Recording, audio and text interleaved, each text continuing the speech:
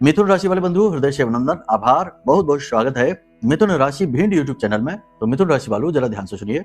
अगर आपकी जन्म पत्री में कुछ ग्रह कमजोर स्थिति में हैं, नीच के हैं, बद हैं, अस्त हैं या पाप ग्रह से दूषित हैं, तो आपको हमेशा निगेटिविटी का एहसास होगा। आपको ऐसा लगेगा जैसे अनजानी शक्ति आपको रोक कर बैठी है।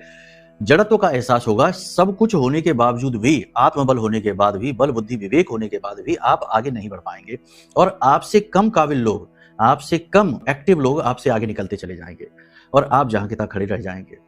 सोचते आप रह जाएंगे कि आखिर ऐसा क्या हो रहा है, ऐसी क्या बात है, आपको ही कामयाबी नहीं मिल रही। फिर आप सोचेंगे आपका भाग्य ही खराब है। नहीं, आपकी कुंडली में ग्रह खराब है। तो सबसे पहले आप ये समझिए कि कौन से वो ग्रह हैं, फिर समाधान भी बताएंगे। समाधान एक ही है, कुंडली का आकलन कराइए, उससे बेहतर कोई समाधान नहीं है। ठीक है, तो क्या है, कौन से वो ग्रह हैं? सबसे पहला लग्नेश। लग्न देखिए कुंडली का, अगर आपके पास आपकी कुंडली है, पहले भाव का स्वामी यदि कमजोर है, पाप ग्रहों से ग्रसित है या 6-8-12 में बैठा है, नकारात्मक स्थिति में है, अस्त है, तो फिर आपको हमेशा नेगेटिविटी का एहसास होगा। आप जल्दी जल्दी बीमार भी होंगे और आपको बड़ी जल्दी जल्दी नजर भी लगेगी और आपके बनते काम तुरंत बिगड़ जाएंगे, सफलता बड़ी मुश्किल से मिलेगी। ठीक है, दूसरा मंगल। अगर आपका मंगल खराब है, मंगल यदि आपका खराब है तो आपके रिश्ते नाते भी खराब हो जाएंगे।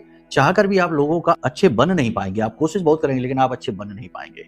साथ ही मनी का फ्लो आपका हमेशा बिगड़ा रहेगा। पैसा कमाएंगे खूब लेकिन रुकेगा नहीं और कर्जे में भी रहेंगे यदि मंगल बद है कुंडली में। तो दाम्पत्य सुख में भी कमी आ जाती है अगर मंगल बद का है। गुरु, यदि गुरु खराब है आपकी कुंडली में तो आपको अपने ज्ञान का कोई भी लाभ प्राप्त नहीं होगा और ना ही आप अपने ज्ञान के माध्यम से, यानी जो भी पढ़ाई लिखाई की उसके माध्यम से धन कमा पाएंगे। पढ़ाई लिखाई यानी आपकी जो शिक्षा है वो भी अधूरी रह जाएगी। गुरु अगर, साथ ही साथ पूजा पाठ अनुष्ठान का भी आपको फल प्राप्त नहीं होगा। तो अब और भी बहुत ग्रहों की खराबियां और दोष होती हैं। अगर आपको भी ऐसा लग रहा है जैसे कि सब कुछ आप करने का सामर्थ्य रखते हैं फिर भी आप फंसे हुए हैं और आपके अंदर दुर्गुण भी नहीं है, तब भी आप आगे नहीं बढ़ पा रहे हैं, तो एक बार अपनी कुंडली आकलन जरूर कराइए, क्योंकि तब तो कुछ ना कुछ ऐसा दोष आपकी कुंडली में जरूर बैठा है। आपका पिछले जन्म का कोई कर्म है जिसे काटना बेहद आवश्यक है। अब प्रश्न यह है कि हमारी कुंडली ही नहीं है, हमारे पास डिटेल ही नहीं है, तो क्या करें?